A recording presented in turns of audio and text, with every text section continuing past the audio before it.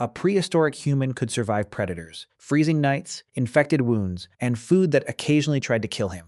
Then one morning, he may have been defeated by fruit juice. He wakes up with a pounding head, a twisted stomach, and mud on his face that nobody is willing to explain. Nearby, one friend is hugging an empty bowl. Another claims the drink had nothing to do with it. He feels terrible, but he has no idea why. Was it the meat, the river, something poisonous? Or did humans discover the hangover before they even understood alcohol? The night left clues. The morning did not, because bowls can survive for thousands of years. Headaches cannot, so to find the first hangover, we have to reconstruct the worst morning in prehistory without ever finding the pain.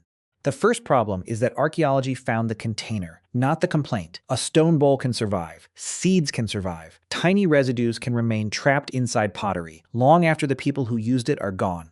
But nausea leaves nothing, regret does not stain bone, and no skull has ever been excavated. With the words, "bad decision," written across the forehead, imagine an archaeologist lifting an ancient drinking vessel from the ground. Did someone drink from it? Probably. Did several people share it? Possibly. Did one person keep taking the bowl? After everyone else had stopped, the vessel refuses to cooperate. It cannot identify the loudest person at the feast. It cannot explain why someone woke up outside, and it definitely cannot confirm who spent the next morning avoiding sunlight. The bowl survived, the witness did not. So instead of searching for one prehistoric victim, we need to build the case from three smaller questions. First, did ancient humans consume alcohol? Second, could they collect enough of it to seriously affect the body? And third, were their bodies capable of producing the same morning-after reaction as ours? If all three answers are yes, then the missing headache stops being a wild guess. It becomes the most likely consequence. And the investigation begins somewhere unexpected. Not with beer, not with farming. Not even with humans, it begins with a piece of fruit, falling from a tree, splitting open, and waiting for something microscopic to start eating the sugar. When fruit breaks open, wild yeast does not ask permission, it enters, finds the sugar, and begins feeding. The yeast gets energy, the fruit starts bubbling, and ethanol appears. Without a brewer anywhere in sight. Humans did not invent alcohol. Yeast did, by the time our ancestors appeared. Nature had already been producing it for millions of years. Fruit-eating primates occasionally encounter small amounts of ethanol. In ripe fruit, damaged fruit, or liquids that have begun fermenting naturally, that does not mean ancient apes spent every afternoon drunk under a tree. Most naturally fermented fruit contains little alcohol. The amount changes constantly. One fruit may contain almost nothing. Another may smell dangerous, but still fail to create anything close to a hangover. Our ancestors were not walking through the forest, permanently intoxicated by fallen mangoes, probably, but their bodies were encountering ethanol, and around 10 million years ago, an enzyme used by our ancestors appears to have become much better. At breaking it down, that timing may matter. Some ancestors were spending more time on the ground, where fruit fell, split, and continued ripening in places where yeast could reach it. Being able to process ethanol may have made those fallen calories easier to use, but this still does not give us a prehistoric hangover. A few pieces of mildly fermented fruit are not the same as a drinking session. Nature can make alcohol. Nature is terrible at serving refills. The fruit disappears, rain dilutes it, animals eat it, the sugar runs out. One ancestor may have eaten a strange fruit, felt warm or dizzy or nothing, and then discovered that the entire supply had been taken by a bird to create the morning from our hook. Humans needed a way to do what nature rarely did. Gather the sugar, protect it, let yeast work, and keep enough in one place for someone to make a second bad decision. Then a third. The first alcohol was an accident. The first drinking session required technology. Eventually, humans built that technology, not with glass bottles, metal tanks, or an exhausted employee cleaning the floor. They used stone around 13,000 years ago. Hunter-gatherers gathered at Rakafet Cave in what is now Israel. People were buried there. Groups may have returned for funerary feasts. To honor the dead, cut into the cave floor were deep stone mortars. For a long time, they looked like tools for crushing plants. Then researchers examined what had been left inside. Microscopic starch remains, wear patterns.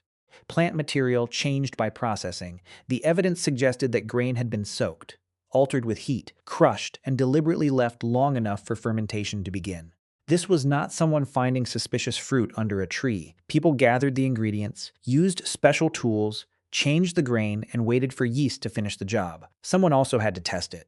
Once, to check the flavor, twice to confirm the first result, and perhaps a third time for quality control. The first brewer may also have invented professional excuses. The finished drink probably did not resemble modern beer. It may have been thick, cloudy, sour, full of grain, more like fermented cereal porridge, with ambitions. But the important point is not whether it looked attractive. The important point is that people were making it on purpose. They had learned to trap fermentation, instead of waiting for fermentation to find them. And because this happened in a social setting, the drink may have moved through a group. One person tasted it, another accepted the bowl, someone returned it, someone asked for more. Thousands of years later, at Jiahu in ancient China, pottery preserved traces of another fermented drink. Made from rice, honey, and fruit, different ingredients, different containers, same human discovery. Fermentation could be prepared, stored, and shared later. That makes alcohol far more available than a few fallen fruits in the forest, but it still leaves one major problem. The Rakafet drink may have been weak. We do not know its exact alcohol level. We do not know the size of each serving. And we do not know who returned the bowl empty. So could ancient beer actually deliver enough alcohol to create the morning after? It probably could, but not because ancient people had discovered some terrifying prehistoric liquor. The real danger was uncertainty. Modern beer arrives with a number on the label. Ancient beer arrived with the confidence of the person who made it. One batch might be weak, another might ferment longer, contain more usable sugar, or sit through warmer conditions, and become stronger than anyone expected. No standard recipe, no warning saying, "This bowl is not like the last bowl," that makes the first sip dangerous in a very ordinary way. It may appear to do nothing, so the drinker takes another. The second bowl also appears harmless, so he accepts a third. Then the first bowl arrives. Alcohol does not always announce itself immediately. It takes time to move through the stomach, reach the small intestine, enter the blood, and begin changing behavior by the time the drinker notices. Several earlier decisions are already traveling toward him. Ancient beer did not need to be extremely strong. It only needed to be late. A low alcohol drink can still matter if the servings continue. One small bowl may do very little. But one small bowl, followed by another. Then the bowl your friend did not finish is no longer one small bowl. The social setting mattered. Food was shared. Stories were told. The drink had taken work to produce. Refusing it may not always have been the natural response. And there was no bartender announcing last call, only a container, moving around the group, until someone forgot how many times it had already reached him.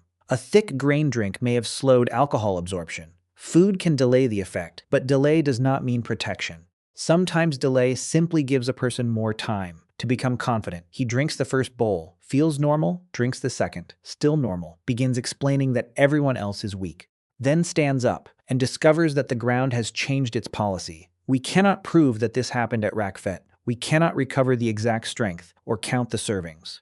But we do not need ancient beer to match modern beer. We only need a plausible route for enough ethanol to enter a human body. Repeated servings provide that route. Variable fermentation provides that route. And humans being humans provides the rest. The measurements were primitive. The decision to have another was modern. So if enough alcohol entered the body, what happened next did not depend on the bowl. It depended on the human carrying it. And that human was already us. A person living 13,000 years ago was not a rough draft of Homo sapiens. He did not have a special Stone Age liver or a stomach designed for experimental porridge. He had the same basic biological problem we have now. Once ethanol entered the bloodstream, it traveled through the body. The brain noticed. Balance became negotiable. Reaction time slowed. Judgment became optimistic. And the person who had spent all day making a simple tool suddenly felt qualified to explain the structure of the universe. Meanwhile, the liver began processing the alcohol. But the liver works at a limited pace. It cannot become dramatically faster, because someone has dramatically overestimated himself. If alcohol enters faster than the body can break it down, the level in the blood rises, the drinker feels the effect, then drinks more, while judgment is already failing. That is an inconvenient system. At night, our prehistoric drinker becomes louder, more confident, less balanced. He picks up a familiar tool and explains to everyone that they have all been using it incorrectly. The tool is a stone scraper. He has used it for years. His explanation makes no sense. Nobody stops him, because the evening is improving. By morning, the alcohol level falls, but the body does not simply return to normal the moment ethanol approaches zero. That is when the morning after symptoms can become obvious. So did ancient humans get hangovers? We cannot identify the first sufferer. We cannot point to one grave and reconstruct one terrible sunrise. But biologically, the case is difficult to avoid. If a modern human body can produce a hangover, and an ancient Homo sapiens had the same basic machinery, then enough ethanol could produce the same general kind of punishment. The bowl was ancient, the bill was not. So yes, ancient humans were capable of hangovers, but that answer creates another problem. Most people think they already know why a hangover feels terrible. They blame dehydration. That is part of the story. It is not the whole crime. The obvious cure was water. Our prehistoric drinker wakes up, crawls toward the river and drinks as if the river owes him an apology. The dry mouth improves, the thirst fades. He waits for the rest of the miracle. Nothing happens. He stands. His head still pounds, his stomach still objects, and the sunlight remains unnecessarily aggressive. He looks at the river, like it has broken a promise. Water solved one symptom. The night had created several. Alcohol can increase urination, which contributes to thirst, dry mouth, and weakness, but dehydration alone does not explain why someone feels nauseous, why sleep becomes useless, or why the brain appears to be operating. Through wet animal hide, the stomach is one part of the problem. Alcohol can irritate it, increase acid, and leave a person feeling that breakfast is a direct threat. Sleep is another. Alcohol may help someone fall asleep quickly. That sounds helpful. Then the second half of the night arrives. Sleep becomes lighter, more fragmented, less restorative. The drinker may spend 8 hours lying down and wake as if none of them counted. Then the body begins sending inflammatory signals. Several systems start complaining. The stomach is angry, sleep has failed, the liver is still working. A hangover is not one broken mechanism, it is a group project, managed by departments that do not communicate. That matters because water cannot repair everything. It can replace fluid. It cannot return the sleep already lost. It cannot erase the irritation in the stomach, and it cannot politely ask the immune system to stop being dramatic. For a modern human, this can ruin a morning. For a prehistoric human, the stakes may have been higher. The camp still needed food. Children still needed attention. Sharp tools did not become softer because someone felt terrible, and predators did not postpone their schedule. Imagine two hunters reading tracks at sunrise. One sees a clear trail.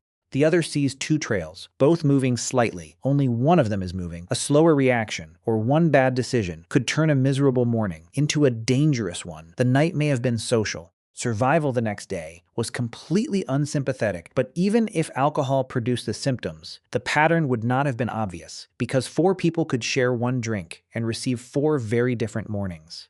4 people sit beside the same fire, they eat the same food, drink from the same container, and fall asleep within a few steps of one another the next morning. One has a pounding headache. One cannot look at breakfast. One feels tired but can still function. And the 4th wakes up. Fine, he stretches, smiles, and announces that the drink was clearly innocent. The other 3 consider a response that would not survive ethical review. This difference still happens. The amount matters, the speed matters, food matters, sleep matters. But even when people appear to drink the same thing, their bodies do not produce identical results. Body size matters. Health matters. Genes affect alcohol processing, and some people appear more vulnerable to hangovers than others. Ancient drinkers would not see any of that. They would only see 4 people and 4 different outcomes. That makes alcohol difficult to blame if the drink caused the sickness. Why was one person fine? Perhaps the meat was responsible. Perhaps the river water was dirty. Perhaps smoke from the fire caused the headache. The person who made the drink would support all 3 theories. He might also suggest that the sick people drank incorrectly, too quickly, too slowly, too close to the fire, anything except accepting responsibility for the bowl. And sometimes, the drink may not have been the only problem. A poorly cleaned container could carry microbes. Food could be contaminated. Someone could already be ill. Alcohol, bad meat, and infection might arrive together. From inside the camp, the symptoms would blur. Someone drank, someone ate, someone woke up sick. The real pattern would only emerge after the experience repeated. This drink, this amount, this kind of morning, again and again. Humans are good at noticing patterns. We are also good at noticing them incorrectly. One person avoids a certain bowl. Another blames a certain fruit. A third decides the cure is to never let one particular man prepare the drink again. Alcohol created the pattern. Variation hid it, but once people suspected the drink, they faced the most important question of the morning. How do you make the pain stop? The answer was probably everything anyone could think of. Drink water, eat something, sleep longer, sit in the shade, wash in the river, chew a bitter leaf, ask the oldest person in camp, who would confidently recommend a much more bitter leaf. Some of these things could help. Water reduces thirst, food restores energy, rest makes the day easier, shade stops the sun. From feeling personally involved, but none of them can instantly reverse what the previous night already changed. Sleep is already lost. The stomach is irritated. The liver has spent hours Processing someone else's confidence, the body still needs time, and time creates a serious problem when judging a cure. Imagine a healer gives the drinker a strange root. It tastes terrible. This feels promising. 6 hours later, the headache begins to fade. The healer celebrates. The patient is impressed. The root gains a reputation. Perhaps the root worked. Time has an equally strong argument. Even modern humans do this. Greasy food, cold showers, coffee, exercise, more alcohol. Powders sold by someone online who appears suspiciously energetic. Many remedies solve one small symptom. Some create a new symptom. The closest thing to a reliable cure is often time, which is not a very exciting product. Ancient humans may have reached the same frustrating conclusion. By afternoon, the nausea faded. The head stopped pounding. The person could stand normally. By evening, the pain had become a memory, and memory was competing with something far more powerful.